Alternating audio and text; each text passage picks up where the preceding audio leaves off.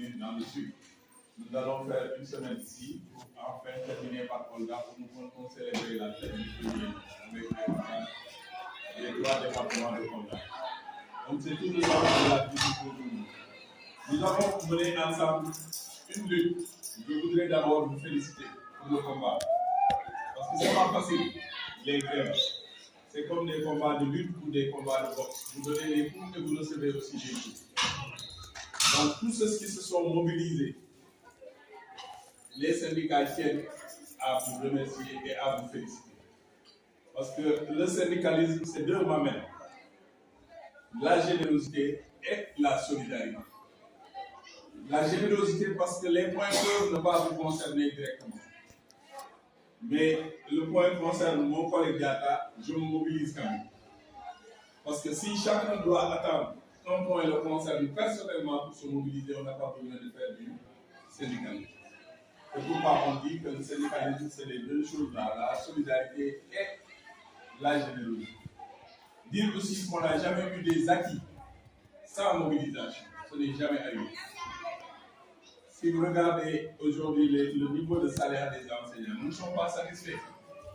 Mais comparé au niveau de salaire qu'ils avaient avant 2000, c'est incomparable. Avant 2000, un PM qui a presque plafonné avait moins de 150 000 francs de salaire. Il faut comparer ça avec le salaire que nous avons donné. Et tout ce qu'on a eu de 2000 à 2026, c'est à la suite de lutte avec les régimes qui se sont succédés. C'est dire l'importance du mouvement syndical dans le monde enseignant.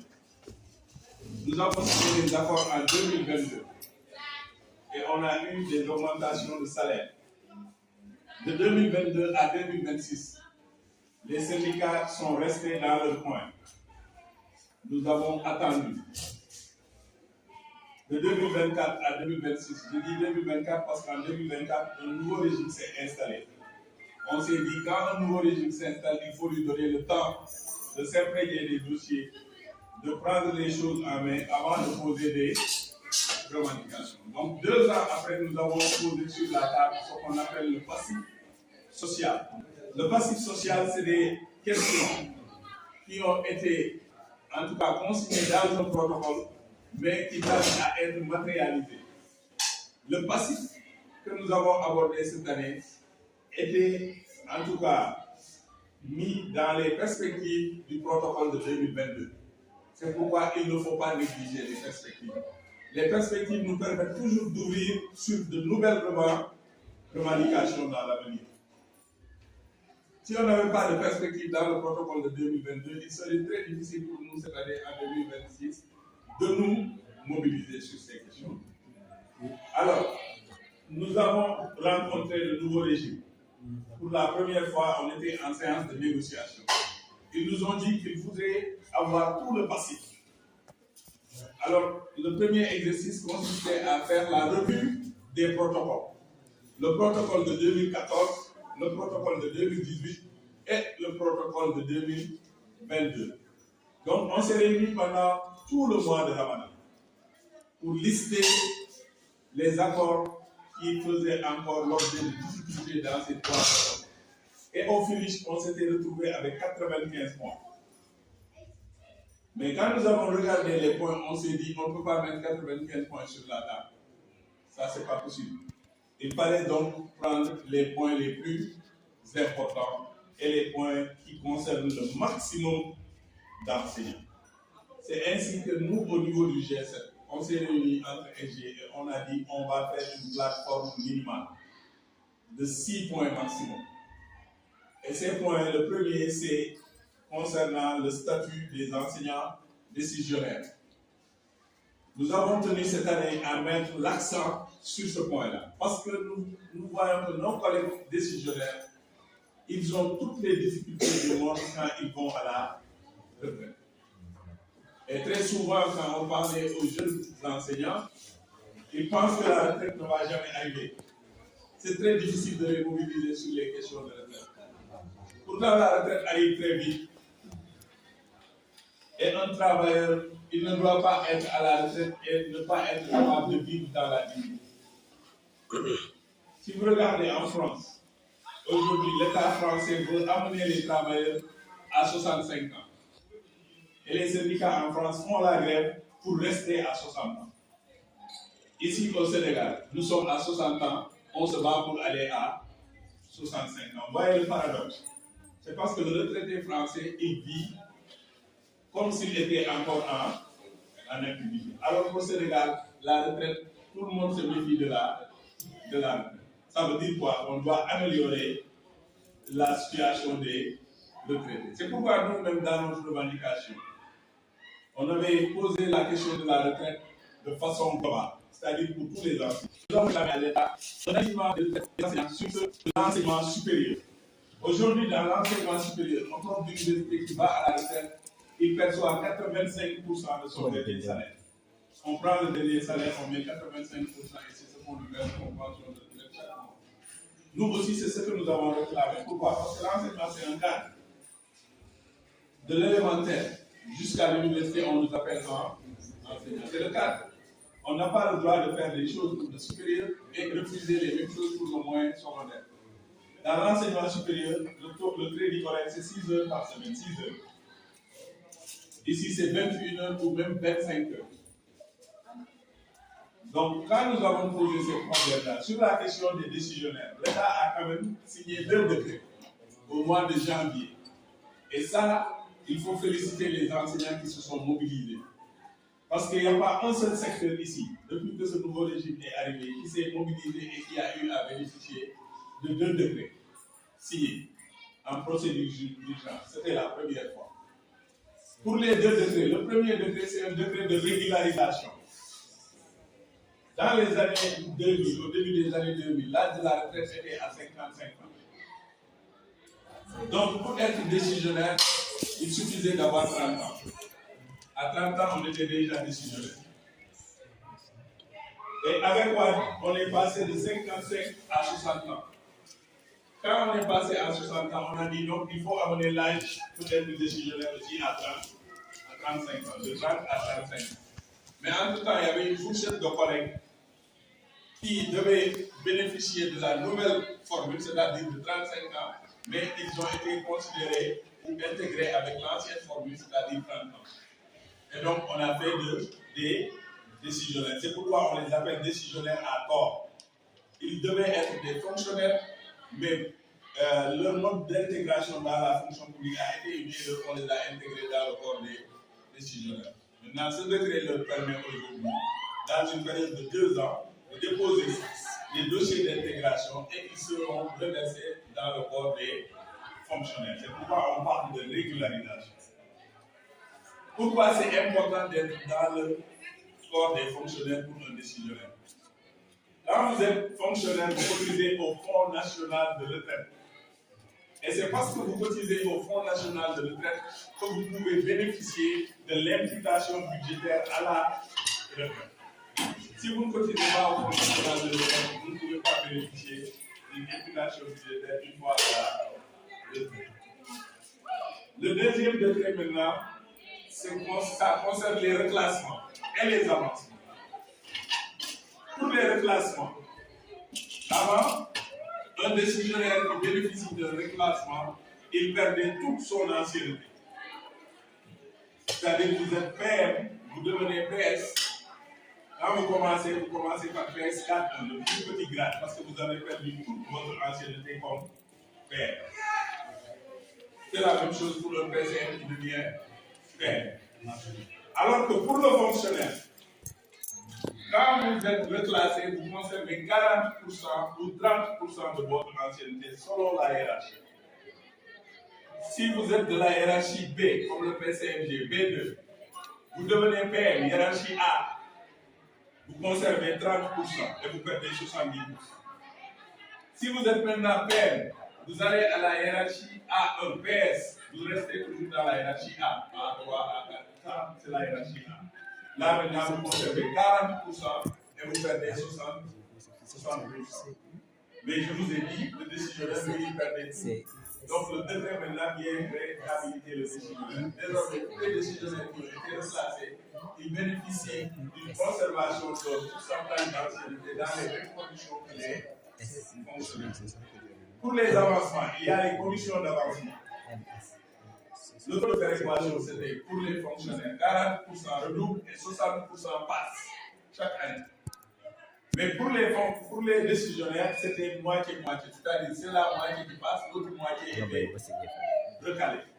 Désormais aussi, il faut avoir 100% et 40% qui sont recalés. Donc, les mêmes conditions que les fonctionnaires. Voilà le contenu des 2 décrets. Maintenant, comme je vous ai dit, il reste la question de la retraite. L'État nous a dit que pour la retraite, il y a une réforme globale. Ça ne va pas seulement concerner les décisionnaires ou seulement les enseignants. La retraite, c'est un cadre global, ça concerne tous les travailleurs, publics comme même privés. Parce que quand on a amené l'âge de la retraite à 60 ans, dans le privé aussi, on a allongé l'âge de la retraite à 60 ans pour être conforme aux normes et aux textes du pays. Maintenant, nous avons dit à l'État, la question de la pension de la retraite des décisionnaires ne peut pas attendre. Il faut qu'on essaie de trouver une solution. Parce que les gens qui vont à la retraite se retrouvent avec des montants inférieurs à 100 000 francs, alors qu'ils doivent continuer à entretenir leur famille, c'est un véritable drame. C'est pourquoi nous avons retenu que le premier point sera traité dans le cadre du comité de suivi sera sur la question des décisionnaires. Le deuxième point, c'était par rapport au système de rémunération. Si nous sommes nés comme syndicat, le FUSEPS en bas, c'est à cause de ce problème. Parce que dans les années 2000, quand on va venir d'arriver, à chaque fois que le corps était mécontent, il se débrouillait pour avoir une audience. Et quand vous avez une audience avec lui, il prenait une indemnité pour vous l'octroyer. 500 000, 400 000, 300 000, 800 000 même. Et sans tenir compte des hiérarchies dans la fonction publique. La fonction publique est organisée en hiérarchie. Et chaque hiérarchie est conforme à un niveau de diplôme. Chaque hiérarchie correspond à un niveau de recrutement. Si nous prenons la hiérarchie B2, c'est Bac plus 2. Si nous prenons la hiérarchie A1, c'est Bac plus 6. Tous ceux qui sont Bac plus 6, ils sont dans la hiérarchie A1. Ils ont les mêmes indices. Ils ont les mêmes grades. Donc, ils doivent sensiblement avoir le même traitement salarial. Mais quand il y a eu ces augmentations anarchiques, on s'est rendu compte que quelqu'un qui était dans les régies financières, qui est de la hiérarchie C, recruté avec le BFM, il gagnait plus que l'enseignant prof de philosophie, Bac plus 6 dans l'éducation. Vous prenez un chauffeur même qui travaille aux impôts et domaines, il gagne mieux sa vie que l'enseignant Bac plus 6 qui est au lycée. On s'est dit que ça, c'est pas normal. C'est pas possible. Parce que l'État, c'est une organisation. Quand on se met à donner des indemnités selon la tête du client, selon un tel me plaît ou un tel ne me plaît pas, selon que vous êtes nombreux ou vous n'êtes pas nombreux, ce n'est plus le mérite. Il n'y a plus de méritocratie. Ça devient de l'anarchie. C'est pourquoi nous avons dit à l'État, il faut revenir à l'orthodoxie. Et ça, nous l'avons fait depuis longtemps. Ce n'est pas aujourd'hui que nous avons posé ce problème. Depuis Ablaye Wade, on se bat sur cette question. C'est pour ça qu'en 2005-2006, on nous avait octroyé l'indemnité de recherche documentaire qui est aujourd'hui de 150 000 francs pour les PS et de 130 000 pour les PR et 5 000. C'est Wade qui nous l'avait octroyé, il faut donc rectifier. On va les États continuer à s'aggraver parce qu'il faut qu'on comprenne. Cette revendication-là, nous la posons pas seulement sur l'angle de l'augmentation du salaire. Nous posons cette revendication-là sur l'angle de l'équité et de la justice. Il faut qu'il y ait équité. On ne peut pas considérer que l'enseignement, ce n'est pas un métier important. C'est faux. Sans enseignants, les autres métiers n'existent même pas. Alors, quand nous avons posé le problème avec insistance sur le régime de Macky Sall, il a fait une étude. L'étude a été réalisée par le cabinet MGP Afrique en 2014. Et l'étude n'a fait que confirmer ce qu'on disait. L'étude a dit qu'il y a eu une dérégulation du régime indemnitaire. Parce qu'il y a eu une floraison de primes et d'indemnités qui ont été octroyés sans tenir compte ni de la hiérarchie, ni même de la pénibilité du travail. Et qu'il fallait une refonte du régime indemnitaire. J'insiste sur le régime indemnitaire parce que le salaire, c'est le salaire de base et les indemnités. Sur le salaire de base, nous avons exactement les mêmes salaires que tout le monde.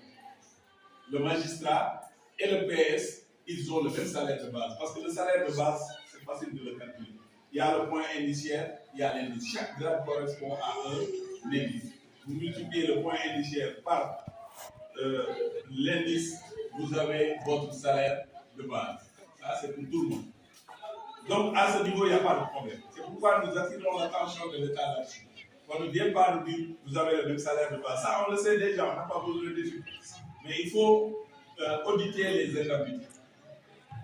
Qu'on nous dise combien chacun gagne à la fin du mois, le net à percevoir. C'est ça qui nous intéresse. Et qu'on puisse comparer par rapport au corps. Donc, quand on a posé le problème cette année, on nous a dit il y a une évolution des salaires. On n'a plus les mêmes montants. Et puisqu'il y a évolution, les données de l'étude de 2014 sont caduques. Il faut donc aller vers une nouvelle étude pour mettre à jour les données.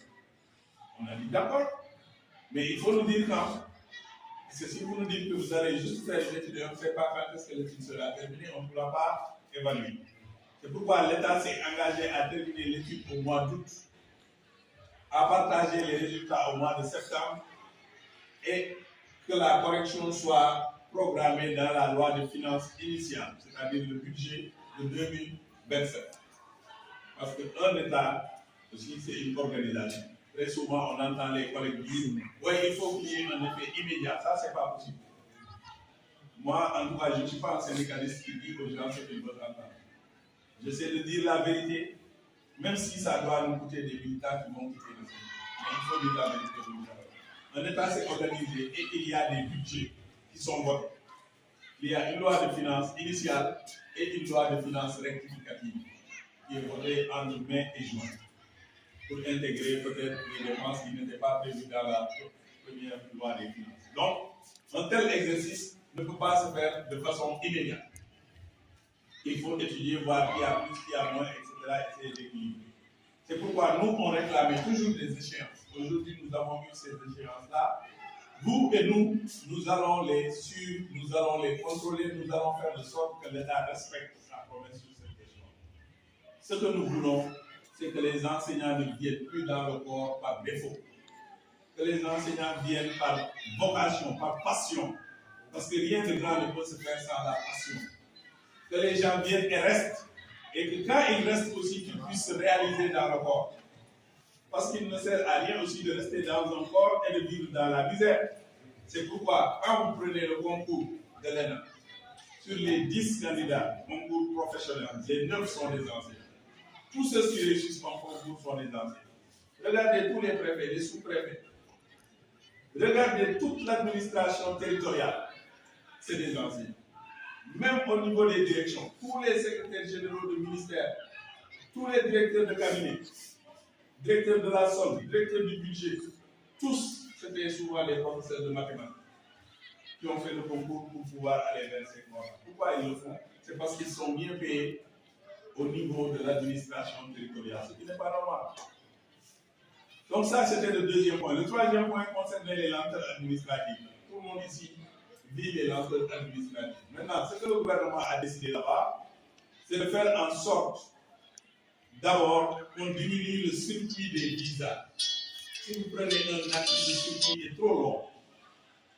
Faire un circuit très long à la fonction publique, ensuite on amène l'acte au niveau des finances, ça va faire encore un circuit très long avant d'aller au secrétariat général du gouvernement, revenir à la fonction publique pour signaler. Maintenant, ils ont dit d'abord qu'ils vont commencer par diminuer le nombre de bureaux par lesquels donc l'acte doit passer, diminuer le chemin. Deuxième chose, ils vont organiser des guichets uniques chaque 6 mois, au minimum 2 guichets uniques l'année. Le guichet unique, c'est quoi? Tous les services qui interviennent dans la production de l'acte se retrouvent dans une salle, comme ici. Chacun amène son cachet et chaque acte qui passe, on met le cachet. et à la fin du tour de table, l'acte sort automatiquement. Ce qui fait qu'on peut faire plusieurs actes en une seule journée, au lieu de prendre les actes et les transporter de ministère en ministère. C'est ça qu'on appelle un guichet unique.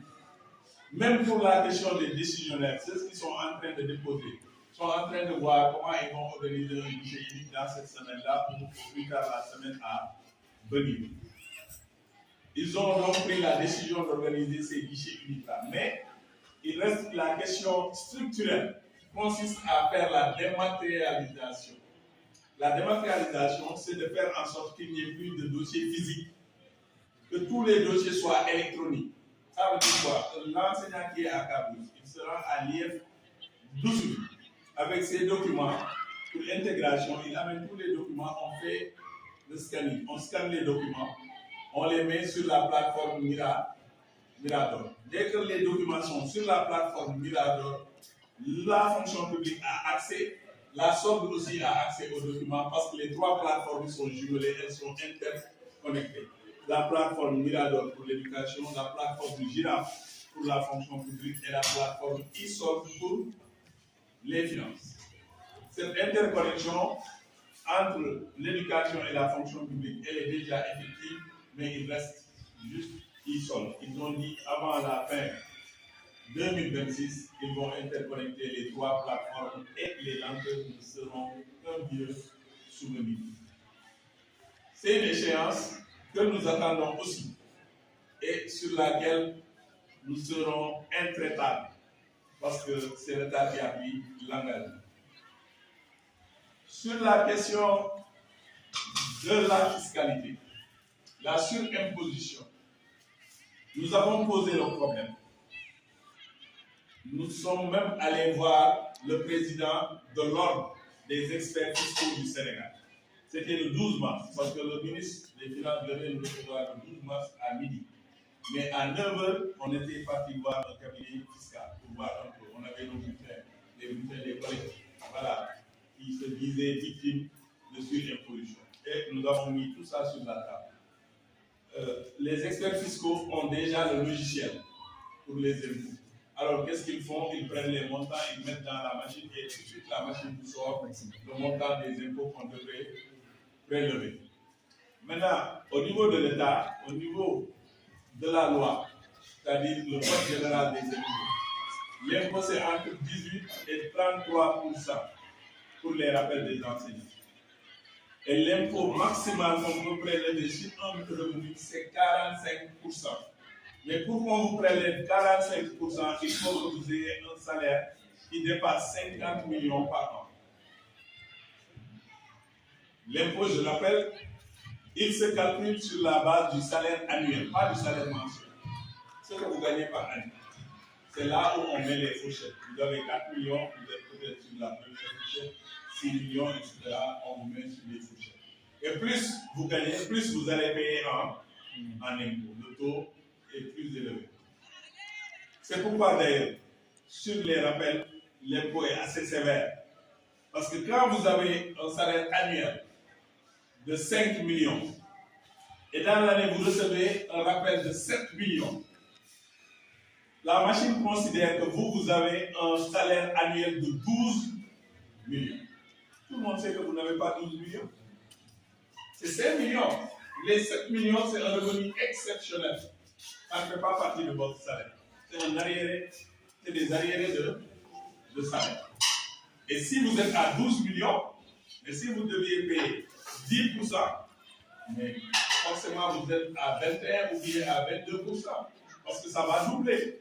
Le montant a doublé, donc c'est normal que le taux double. C'est pourquoi nous avons dit que ça posait un problème. Parce que le rappel d'abord, vous devez avoir un salaire de fonctionnaire. Vous n'êtes pas intégré. On vous paie un salaire de contractuel. Vous devez faire 1 an de contractualisation. Finalement, avec les lenteurs, vous faites 5 ans. Donc, c'est l'État qui a confisqué votre argent. Maintenant, en vous remboursant cet argent-là, au lieu de vous payer des pénalités, l'État vous prélève plus même que ce qu'il devrait prélever. C'est le monde à l'envers. Moi, je le dis, même dans la presse, quand vous avez de l'argent, des millions, et que vous ne savez pas peut-être comment investir ces millions, Vous allez à la banque, vous confiez ça à la banque, et vous faites ce qu'on appelle un DAD, un dépôt à terme. Vous laissez là-bas l'argent, vous ne pouvez pas avoir accès à l'argent pendant 2 ou 3 ans, mais au bout de 2 ou 3 ans, la banque va vous payer des intérêts. Parce que la banque a utilisé l'argent pour travailler. Normalement, les rappels, ça devrait être ça. Mais on assiste à quand même un taux de dépôt assez élevé. Mais aussi, il faut qu'on ait l'honnêteté de dire aux collègues, comme je l'ai dit tout à l'heure, quand nous sommes allés voir l'expert, tous les bulletins qu'il a eu à consulter, il n'y a aucun bulletin quand même qui dépassait les 33. Honnêtement. Aucun. Donc, du point de vue strict de la loi, on ne pouvait pas dire que c'était des cas de sur-imposition. Mais compte tenu de ce que j'ai expliqué, nous avons dit à l'État que même si on ne dépasse pas les 33%, en payant le rappel, on doit prendre des mesures dérogatoires. Parce que tout simplement, on a pénalisé le collègue. Si le collègue avait reçu peut-être à temps son salaire intégral, il aurait pu investir dans d'autres secteurs et se faire de l'argent. Donc, que l'impôt sur son rappel soit plafonné au maximum à 15 ou 10%. On ne soit plus à 33%. Et l'État a dit que sur la demande de la baisse, c'est une demande qu'on peut accepter. Parce que nous, on avait demandé au départ la défiscalisation. C'est-à-dire qu'on paye l'intégralité des rappels sans impôt. Mais ils ont dit que ce montant représente 12 milliards. Et quand l'État actuel des finances publiques, il est incapable d'accepter une baisse des recettes de 12 milliards. Et nous avons retourné ça en leur disant que donc vous prenez 12 milliards aux enseignants sur le rappel. Parce que c'est ça aussi la bonne lecture. Si vous ne pouvez pas renoncer, sachez que vous êtes en train vraiment de prendre 12 milliards chaque année aux enseignants. Et finalement, sur ce quoi on s'est accordé, c'est quoi? C'est qu'on va chercher à payer les rappels d'ici 2 ans pour qu'on puisse éponger tous les rappels dus aux enseignants. Et à partir de 2028, qu'il n'y ait plus de contractualisation. On va enlever la contractualisation pour revenir à l'ancienne formule. C'est-à-dire, dès que vous sortez avec un matricule. Vous sortez, vous êtes déjà intégré dans la fonction publique. C'était ça. La dernière génération, c'est 2004. La dernière génération qui a eu à bénéficier d'une intégration directe. Moi, personnellement, je n'ai jamais été dans les corps MNA. Parce que je suis entré à l'école normale en 2004 et je suis sorti en 2000.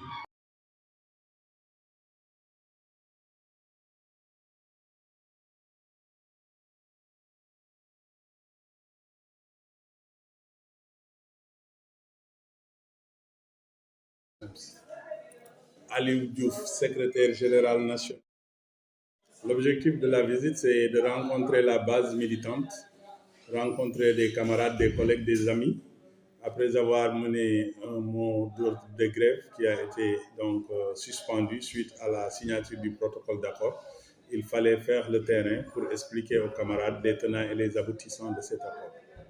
C'est une appréciation très positive. D'abord, on félicite les collègues du lycée de Cabrousse et du CM, tous les collègues de Cabrousse de façon générale qui ont observé le mot d'ordre qui nous ont permis aujourd'hui d'avoir ces acquis importants. Et donc, ces acquis sont leurs acquis. Ensemble, nous allons travailler à les sécuriser et aussi à les surveiller comme du lait sur le feu pour que le gouvernement puisse respecter ses engagements. Le message que je lance à tous les collègues du Sénégal, c'est de continuer à travailler pour l'école sénégalaise, de former des citoyens modèles capables demain de développer notre pays.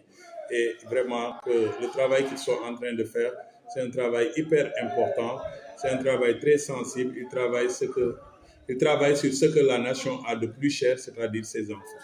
Elle va bien se terminer, l'année scolaire, Inch'Allah. Les enseignants sont des orfèvres, en tout cas, de l'éducation, et ils vont faire le travail correctement.